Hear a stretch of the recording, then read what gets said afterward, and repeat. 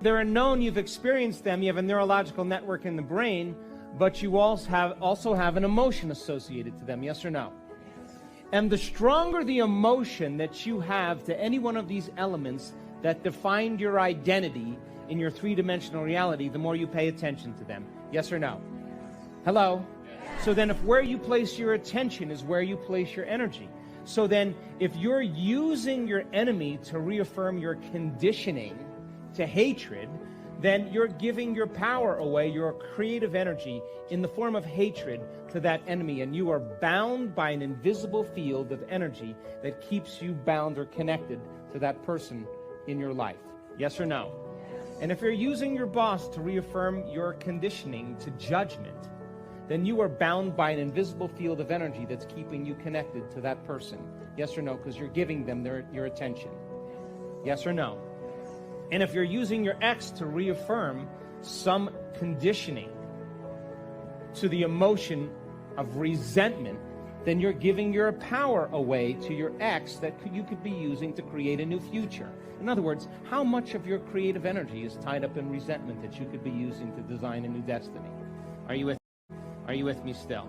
And then, of course, you have those ethnic parents, and you just need a little guilt to reaffirm your conditioning to your parents, yes or no?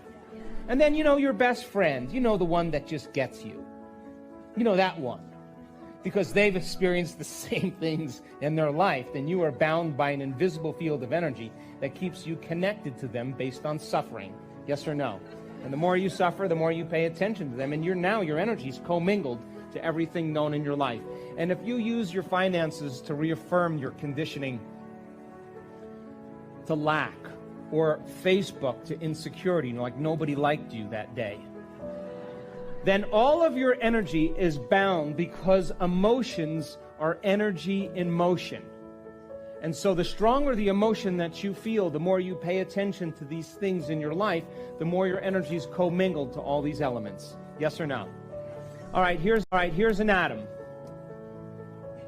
This atom goes on quantummatch.com,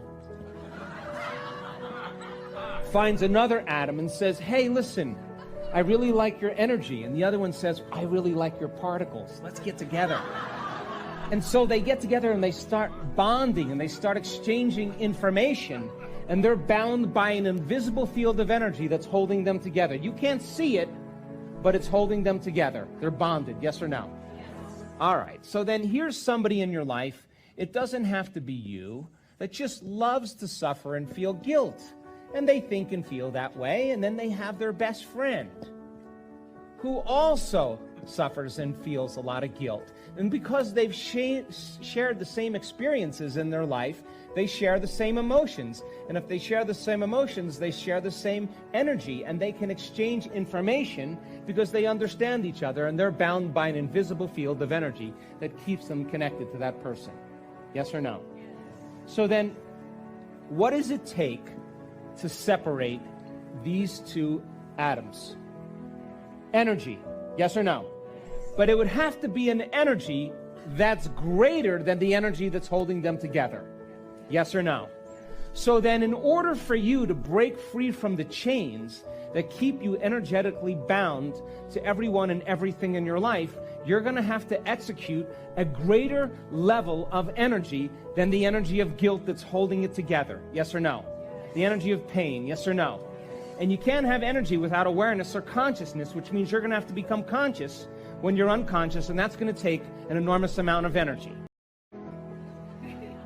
And you're sitting there and you keep lowering the volume to that emotion. And as you lower the volume to that emotion and you're working with the body, this is a sign of a good meditation. Because now you're coming up against the very aspect of yourself that's standing in the way between you and your future. The body is now rebelling. And you keep lowering the volume to that emotion, and if you keep doing it over and over again and keep settling the body back down into the present moment, as you start overcoming that emotion, you're going to start taking your attention off your enemy, off your person in your life that you've been using to reaffirm that state, yes or no? And if you can stay with it long enough and keep lowering the volume to that emotion, you'll no longer be putting your attention on that person, and you'll begin to break those energetic bonds. And now you will call energy back to you. And all of a sudden, all the energy that you've used for hatred is now coming back into your field. All the energy that you've been using for judgment is all of a sudden freed. And now you are taking your power back from that person or that condition, and you start building your own electromagnetic field. And now you do have energy to create a new future. How many people understand? Are any of these things bad? No, I have all of these things. But if you can't get beyond them, they own you. You are possessed by your possessions. If you can't get beyond them, then they're controlling your feelings and your thoughts, and your life will stay the same. Yes or no? And people come up to me and they say, Dr. Joe, I lost my job. I'm filing for bankruptcy. My hard drive on my computer crashed.